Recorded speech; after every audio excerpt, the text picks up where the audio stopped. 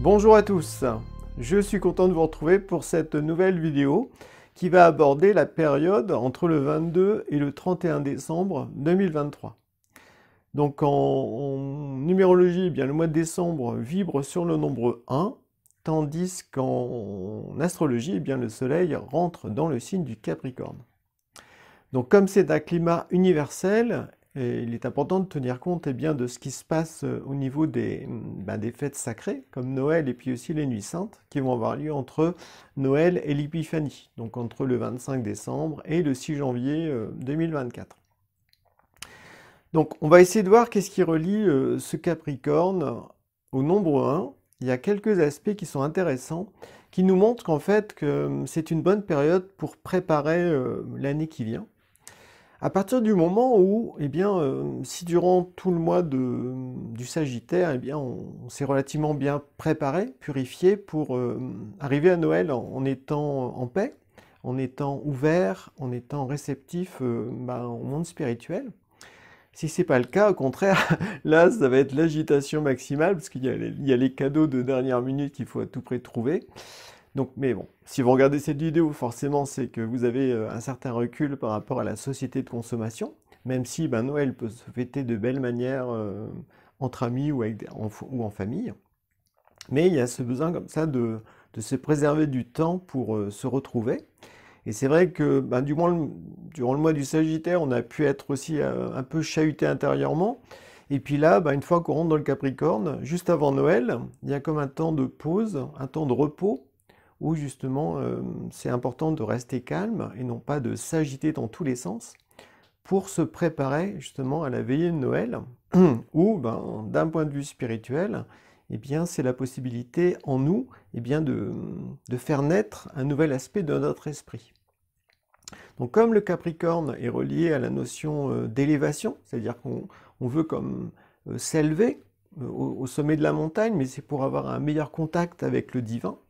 C'est un signe qui touche aussi la notion de solitude intérieure, donc d'accepter de se préserver du temps pour soi, en dehors des membres de sa famille ou des amis, ou de sa vie habituelle, se préserver du temps pour se retrouver dans sa grotte sacrée, dans la grotte du cœur, et puis là, bien rester concentré, méditer, essayer de s'élever en fait au-delà de sa vie ordinaire.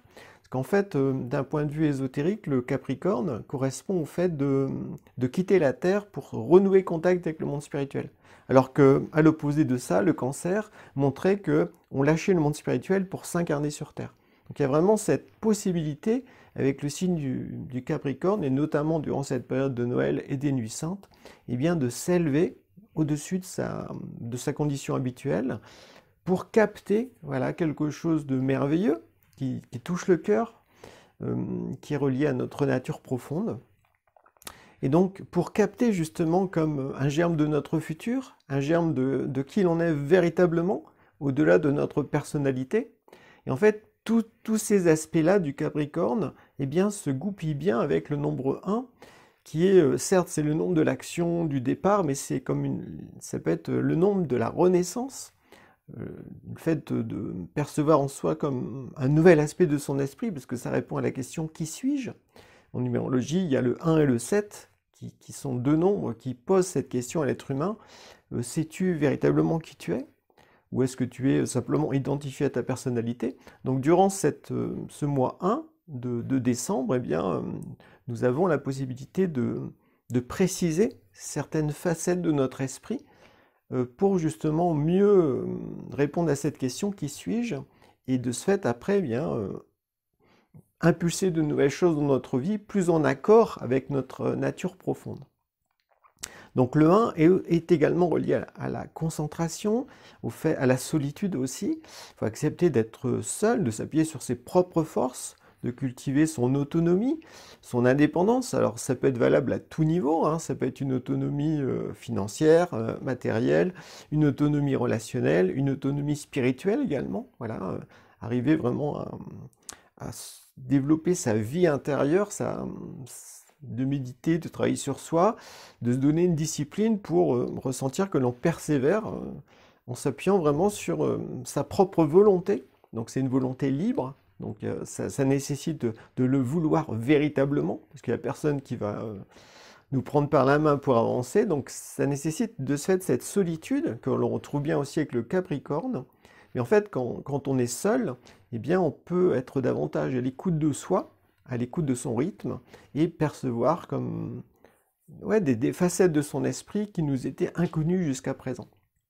Donc c'est une super période, notamment pour Noël, pour découvrir en soi un trésor, l'enfant Jésus en nous, qui va comme symboliquement nous montrer ben, voilà, une nouvelle facette de qui l'on est, ou peut-être un nouveau projet, ou bref, quelque chose qui va nous, quand on vit bien l'expérience, ben, qui va nous enthousiasmer intérieurement, qui va nous apporter une joie intérieure, et ce qui fait qu'après, durant les nuits saintes, entre Noël et l'Épiphanie, eh bien, on pourra comme nourrir ce projet en soi de différentes façons. Donc, le danger que l'on retrouve avec le Capricorne et le 1, quand ils sont associés, c'est la notion d'individualisme, d'égocentrisme. On se regarde le nombril et puis finalement, on se coupe de tout. On peut aussi faire preuve d'orgueil ou d'abus de pouvoir. Il y a ce besoin comme ça de jouer à l'autorité vis-à-vis des autres. Donc tout ça, ben voilà, c'est à surveiller durant cette période entre le 22 et le 31 décembre 2023. Par rapport à la fête de Noël et par rapport aux Nuits Saintes, eh bien, je vous recommande vivement un livre, si vous ne l'avez pas encore, qui s'appelle Natura. C'est aux éditions Terre de Lumière, qui a été écrit par Pierre Lassalle, dans lequel il explique les fêtes sacrées tout au long de l'année, et donc notamment pour cette période de Noël à l'Épiphanie, pour chaque soir, chaque nuit, eh bien, il y a un sujet de méditation qui peut justement nous aider à nourrir un projet que l'on peut avoir, ou une impulsion qu'on a reçue à Noël. Et là, pendant 12 nuits saintes, qui correspondent aux 12 signes du zodiaque, eh bien, on peut, chaque soir, et donc il faut penser que c'est en reculant, c'est-à-dire que le 25 décembre au soir, c'est la nuit sainte du poisson, des poissons, puis après, le 26 au soir, ça sera la nuit sainte du Verseau, et ainsi de suite. Donc, on fait à reculons. Et donc, si vous connaissez un petit peu l'astrologie, ou même si vous ne connaissez pas, n'hésitez pas à plonger dans un bouquin d'astro, ou regarder sur Internet des informations sur chaque signe. Et donc, en vous disant que, voilà, le poisson, par exemple, pour la première nuit sainte, le 25 décembre, au soir, eh bien, voilà, quelles sont les caractéristiques du signe du poisson, et par rapport à ces caractéristiques, comment est-ce que je peux, au fond, faire des ponts avec un projet qui me tient à cœur, que j'ai envie de développer pour l'année 2024, ou quelque chose que j'ai capté à Noël, de nouveau, comment est-ce que je pourrais l'aborder avec le point de vue du poisson, puis après le point de vue du Verseau, après le point de vue du Capricorne, du Sagittaire, etc. Donc c'est comme si chaque signe, en fonction de ses spécificités, pouvait éclairer notre projet. Donc ça peut être un projet individuel, ça peut être un projet commun. Donc si on a un projet commun avec d'autres personnes, eh bien cette période, si on fait les Nuits Saintes ensemble, ça va être super intéressant d'échanger sur la perception de chacun en fonction des signes et du projet commun. Et puis voilà, si à Noël, on a vraiment vécu comme, ouais, on a capté quelque chose de vraiment nouveau, qui nous était propre, qui touche notre esprit, là encore, utiliser ces 12 nuits saintes pour comme éclairer ce nouveau germe du futur que l'on a capté avec voilà, les 12 points de vue du zodiaque. Donc c'est aussi un bon exercice méditatif pour élargir notre façon de penser. Parce que chaque signe du zodiaque, en fait, a comme sa couleur, a comme son regard, son point de vue sur une certaine situation. Et donc le fait comme ça, durant ces 12 nuits saintes, eh bien de voir un projet ou une idée ou une facette de soi-même, de son esprit, ou une expérience qu'on a vécue mais qu'on a envie de conscientiser aussi. On peut très bien avoir vécu une belle expérience spirituelle, puis en fait là, avec ces 12 nuits saintes, eh bien on va essayer de la nourrir voilà, du point de vue de chaque signe pour en découvrir ces différentes facettes et aussi mieux la vivre, mieux l'assimiler et puis voir après concrètement comment est-ce qu'on va pouvoir appliquer ça dans notre vie habituelle. Voilà, donc c'est une bonne période profondément spirituelle. En fait, les 12 nuits saintes, c'est une bonne préparation pour justement de ce fait 2024, parce que chaque nuit sainte correspond aussi à un mois. Voilà. La première nuit sainte, ça correspond au mois de janvier. Puis après, la deuxième nuit sainte au mois de février, et ainsi de suite. Donc on peut aussi faire des ponts, si on est attentif, eh bien entre voilà, ce qu'on va vivre durant ces 12 nuits saintes. Je précise que les 12 nuits saintes, certes, ça commence dès que le soleil se couche, donc voilà, vers 17-18 heures. On peut méditer à ce moment-là. Et puis après, mais en même temps, la nuit sainte, au fond, elle va continuer le lendemain, au niveau de la journée, jusqu'à la prochaine nuit sainte, jusqu'à la prochaine nuit qui commence. Donc ça veut dire que le lendemain de la méditation, donc c'est-à-dire si on fait la méditation le 25 au soir, eh bien, durant le 26, durant la journée, on peut aussi avoir des prises de conscience qui sont reliées à cette nuit sainte.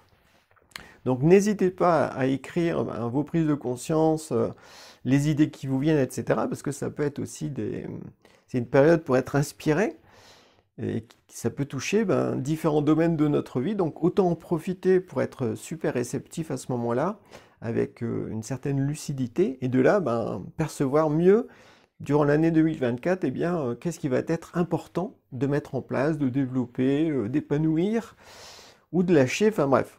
Les 12 nuits saintes, c'est un moment particulier dans l'année, et plus on le vit avec conscience, et plus voilà, ça nous est profitable. Donc voilà ce que j'avais à vous partager, voilà, sur cette période du 22 au 31 décembre 2023.